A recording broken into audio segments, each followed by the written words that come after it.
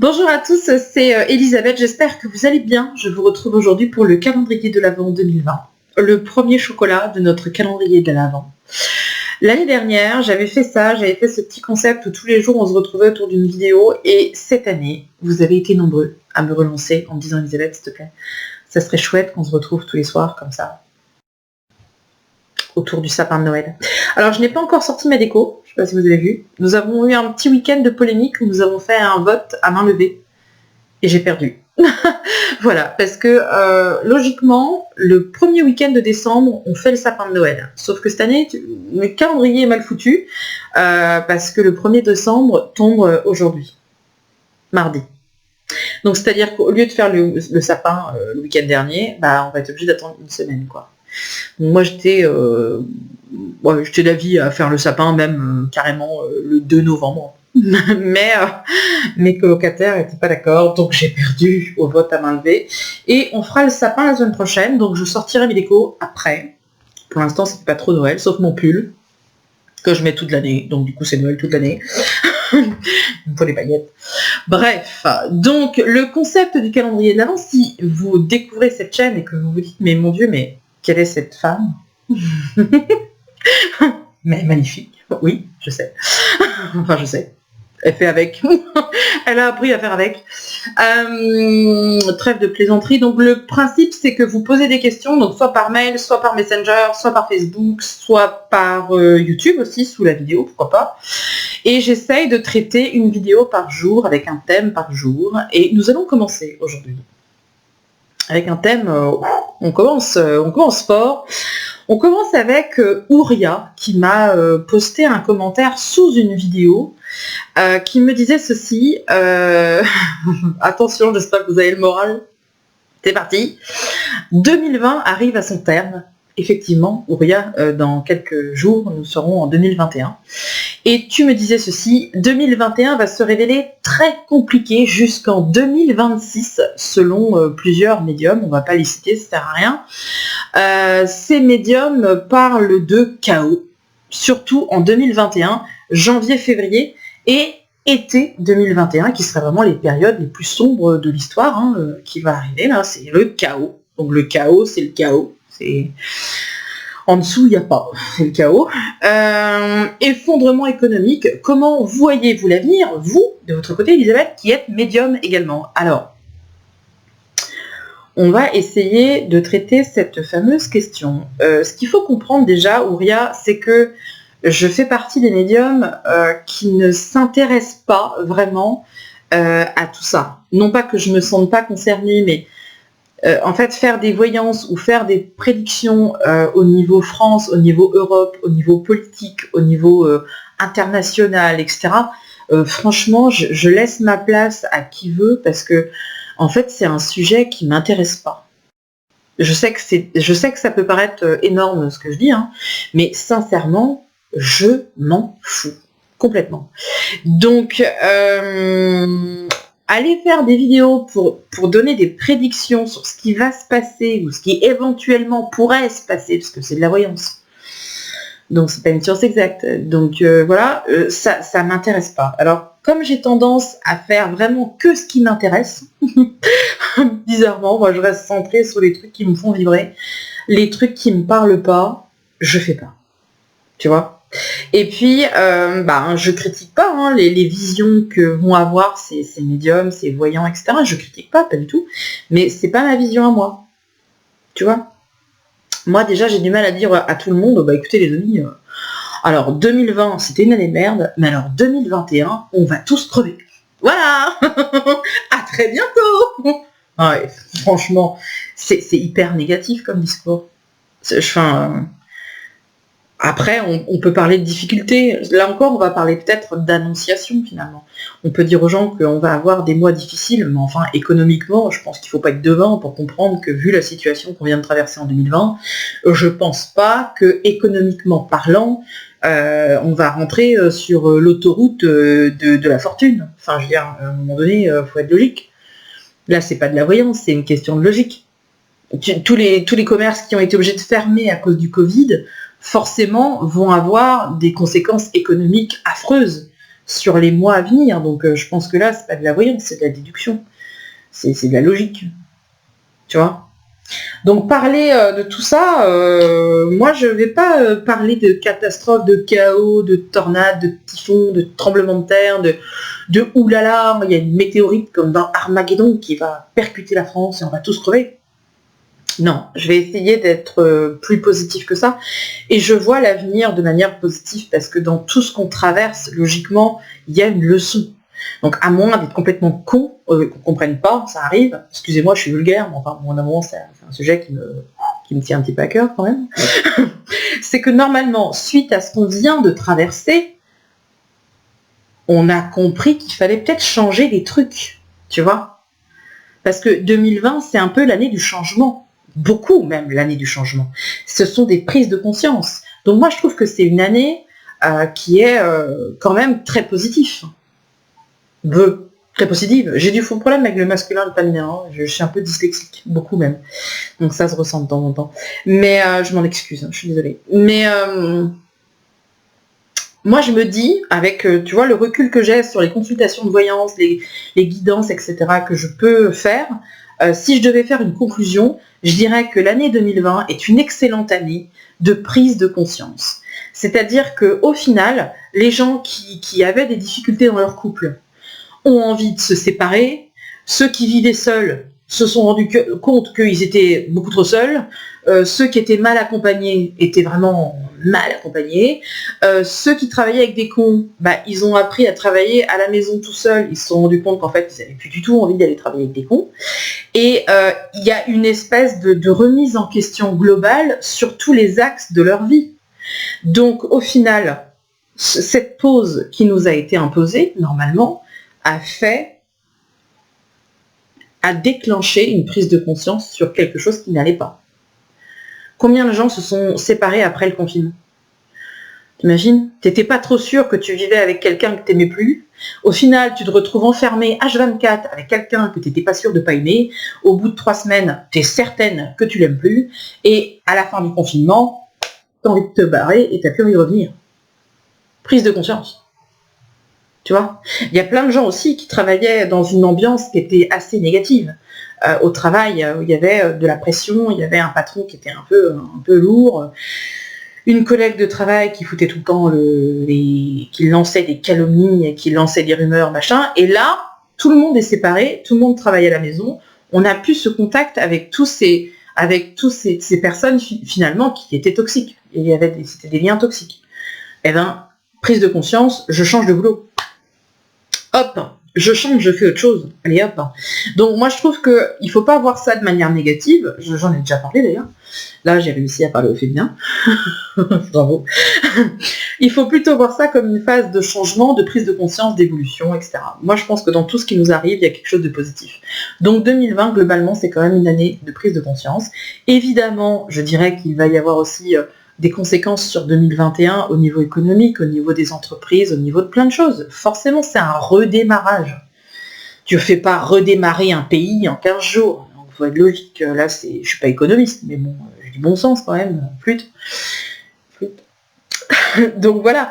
Mais je ne peux pas être aussi négative que ces personnes-là, parce que déjà, ça ne me ressemble pas de dire « oulala ». Voilà, moi je suis plus du genre à dire ça va être compliqué, mais si on y met de la bonne volonté et qu'on se bagarre et qu'on bataille et qu'on y va à fond, on peut que s'en sortir, hein, les amis. Hein. Donc on va rester positif. Tu sais, j'avais fait je suis en train de penser à ça.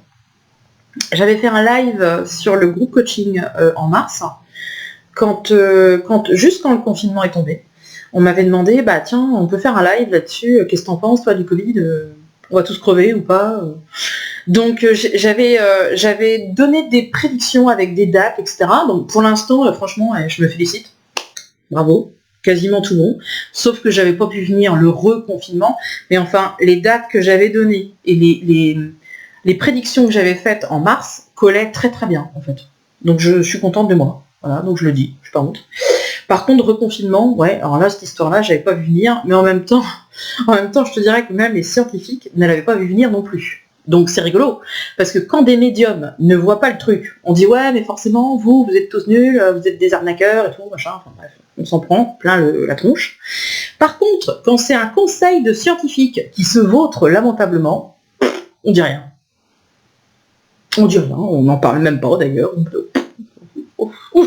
Rien à dire. Quelqu'un a quelque chose à dire? Bon, ce sujet suivant. Alors, tu vois un petit peu? Donc je trouve ça rigolo comment on arrive à détourner, parce que je regarde pas beaucoup la télé non plus, je te dirais, j'avoue. Parce que quand tu regardes la télé, t'as envie de te tirer une balle dans le pied, sérieux. Enfin voilà, je trouve ça très sombre en fait. Hein. Donc là, je sais pas si vous avez remarqué, mais il y a eu un petit tour de passe-passe. Ni vu ni connu, je vous embrouille, triple salto, vous avez rien vu. Quand on parlait justement du conseil scientifique, quand on nous a remis en confinement, parce que ça j'ai suivi quand même, hein. Il fallait que j'écoute parce qu'il fallait que je sache si mes enfants continuaient d'aller à l'école ou pas. On était en suspense. Donc on écoute ça et on nous dit on refera un point dans 15 jours, je crois, quelque chose comme ça. Alors j'ai plus exactement les dates, hein, mais grosso merdo, ça voulait dire ça. On refait un point dans 15 jours pour voir où on en est. Hein, et puis on verra bien si on déconfine avant Noël ou pas. Donc, tout le monde était un peu en stress. Les restaurants, n'en parlons pas. Les bars, n'en parlons pas. Les boîtes de nuit, alors là, je crois que là, vaut mieux qu'on laisse un suspense. Hein. Le gouvernement français est quand même vachement fort pour laisser du suspense. On verra éventuellement, peut-être, si... Bon, voilà. Et donc, on nous dit, on fera un point avec le conseil scientifique à partir du 15. Et justement, après ça, tout le monde est en train d'attendre. On se dit, purée, qu'est-ce qui va se passer le 15? Il faut qu'on fasse un point le 15. Là, c'est pire que tout, quoi. C'est pire qu'une pleine lune pour les gens qui sont spirituels. On mise tout sur le 15. Purée, ça va se passer là, quoi. Eh ben, je sais pas si vous avez vu. Moi, je me suis rendu compte de ça. Ça va vous parler. Vous avez pas vu qu'en plein milieu, ils nous ont sorti le procès pour les attentats et le procès d'Aval, qui est presque devenu une série télévisée. Ils en ont fait des épisodes et tout à la télé. Ils ont repris un fait d'actualité qui avait profondément touché les Français, qui parlait à beaucoup de monde, où les gens se sentaient impliqués là-dedans, pour faire on parle plus du confinement, on parle de l'affaire d'Aval, tu vois. Tour de passe-passe. Moi je trouve que tu vois, comment tu veux sincèrement réussir à faire des prédictions sur un gouvernement qui rebondit sur des faits d'actualité et qui est super, je dirais, expert dans l'art de la cavalcade.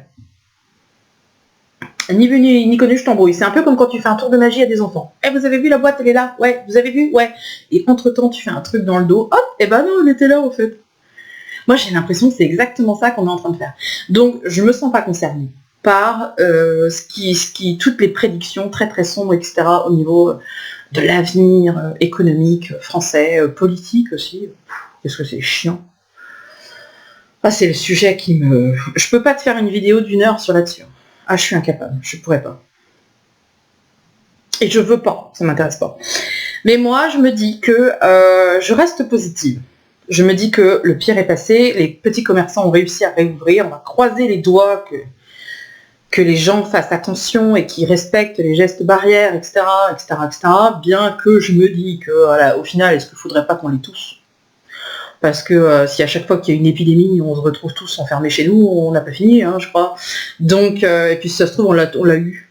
Il y a eu plein de gens qui l'ont eu, nous on l'a eu ici. Je pense qu'il y a plein de gens qui ont eu le Covid, mais qui ne le savent pas. Voilà, c'est tout. Donc, je suis assez optimiste pour l'année 2021. Pour moi, ça va être une année de redémarrage. Ça va être lent, bien sûr, parce que c'est toujours lent. Tu peux pas refaire démarrer une machine comme ça aussi vite et fort et bien. C'est pas possible. Je pense bien sûr qu'au niveau politique, ça va être compliqué pour eux, parce que c'est toujours compliqué du côté politique, je vais te dire. Il fait pas bon d'être homme politique aujourd'hui. Moi, je suis bien contente de pas être là-bas. Mais je pense que bien sûr, toutes les erreurs vont être pointées du doigt. Et puis, tu sais, on est en France, Auria.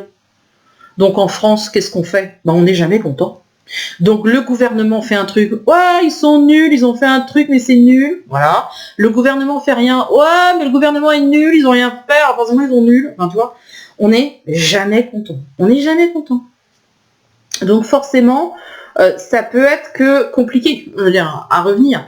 Mais par contre, moi, je vois pas de chaos et je vois pas la France à feu et à sang avec... non, enfin, faut pas déconner quand même. Voilà. Non, je vois un redémarrage compliqué, oui, sur le plan économique, évidemment. Enfin, je vois ce que tout le monde a vu, hein, pour le coup. Donc voilà, c'est juste du bon sens, c'est pas de la. Je fais pas de prévision, hein, là c'est la femme qui vous parle. Ce n'est pas la médium, c'est la femme. Donc la femme voit ça de cette manière-là. Je ne vais même pas tirer de cartes, je te dirais, pour te faire une prévision, quoi que ce soit. Les voies que je peux avoir, tu vois, quand je prévois mes ateliers, par exemple. Je vais te donner cet exemple-là. Je sais pas si tu as vu, mais en 2019, 2020, pardon, je suis perdue dans les dates, moi. 2020, j'avais prévu de faire mes ateliers. Au final, problémo, il y a 2 ateliers que j'ai pas pu faire. Donc j'ai dit aux gens, bah écoutez, je suis désolée, je ne peux pas faire mes ateliers, on va les décaler en octobre.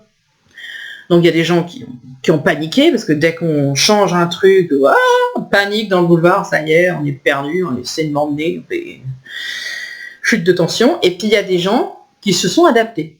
Super. J'aime beaucoup les gens qui s'adaptent. Eh ben j'ai réussi à faire mes ateliers en octobre, juste avant qu'il y ait un reconfinement. Donc tu vois, j'ai eu plutôt du bol. Et là, j'ai prévu de faire des ateliers sur 2021, donc sur le début d'année et sur fin d'année. Les informations viendront bientôt.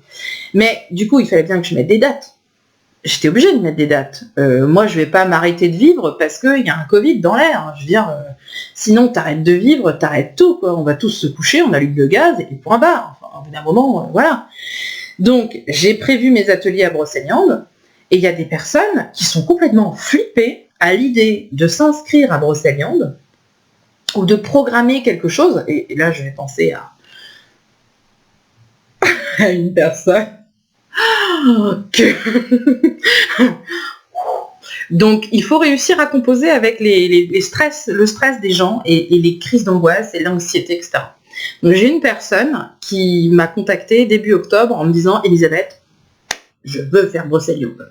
L'année prochaine, je fais Brocéliande. » Je dis « Ok, bah, dès que les informations sont publiées sur ma page, sur mon site, partout, bah, tu t'inscris, il n'y a pas de souci. » Ok. Je publie les informations. Je vais rester calme. Elle m'appelle. Elle me dit, Elisabeth, ça y est, c'est bon, j'ai vu pour Brocéliande, je viens. I'm in. J'en suis. Je veux faire Brocéliande, la forêt, les arbres et tout. C'est pour moi, je vais à Brocéliande. Ok. Je lui envoie le bulletin. Je n'ai plus de nouvelles pendant une semaine, presque 10 jours. Au bout de 10 jours, elle m'envoie un mail. Elle me dit non, finalement, j'ai réfléchi, voilà... je suis pas sûre, ça m'angoisse, tout ça, etc., etc. Bah, je viendrai pas. Non, je préfère laisser ma place, je viendrai pas. Ok, il n'y a pas de souci.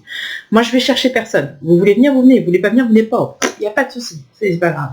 Je t'inquiète, c'est pas grave, j'ai plein de demandes, je vais reproposer la place à quelqu'un d'autre. Ok. 4 jours plus tard, mail. Elisabeth, j'ai changé d'avis. Finalement, cette nuit, j'ai rêvé des elfes et des fées dans la forêt, donc je me suis dit c'est un signe qu'on m'envoie. Donc là, ça veut dire qu'il faut que j'aille à Brocéliande. Donc du coup, je viens. Je vais venir à Brocéliande, je vais t'envoyer mon petit dossier, machin. Je suis à Brocéliande. Oh là là, je suis contente. Oh, je suis trop contente. Ok. Donc je dis ok, y a pas de souci. Tu viens à Brocéliande, puisque je suis patiente.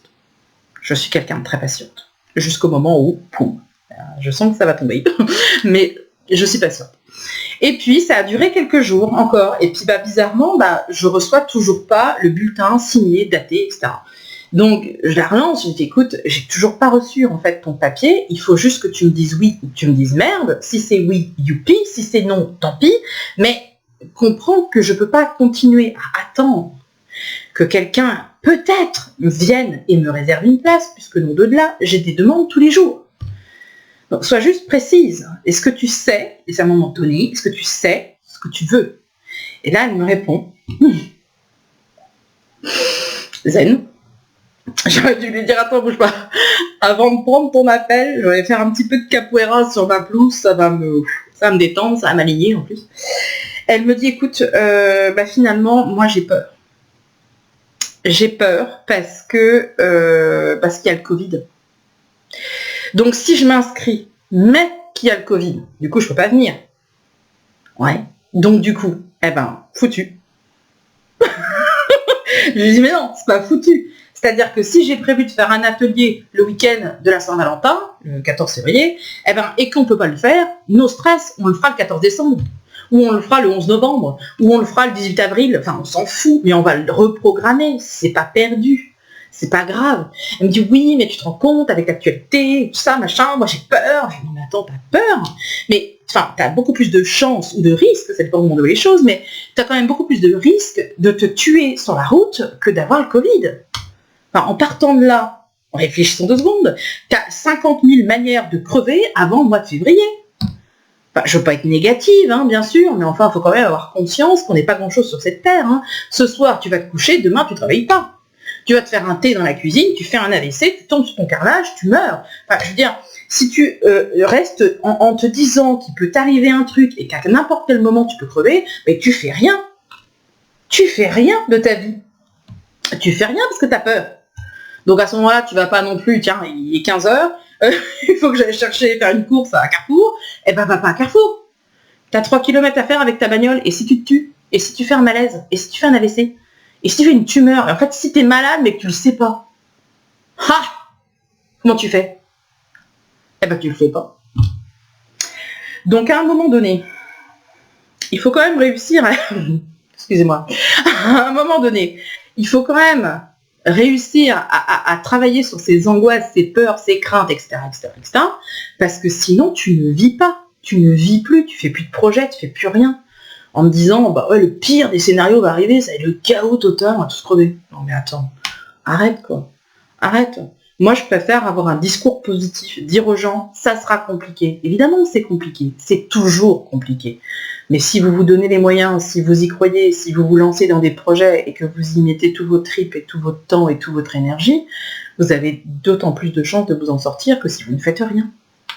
Parce qu'à ce moment-là, vous restez assis dans votre cuisine, à fumer des clopes et à boire du café, et vous attendez que les jours passent, se succèdent, sans qu'il ne se passe jamais rien. Voilà. La vie est une prise de risque. C'est à vous d'estimer les risques que vous prenez, et puis c'est à vous d'avancer. Et moi, j'ai choisi d'avancer. Voilà.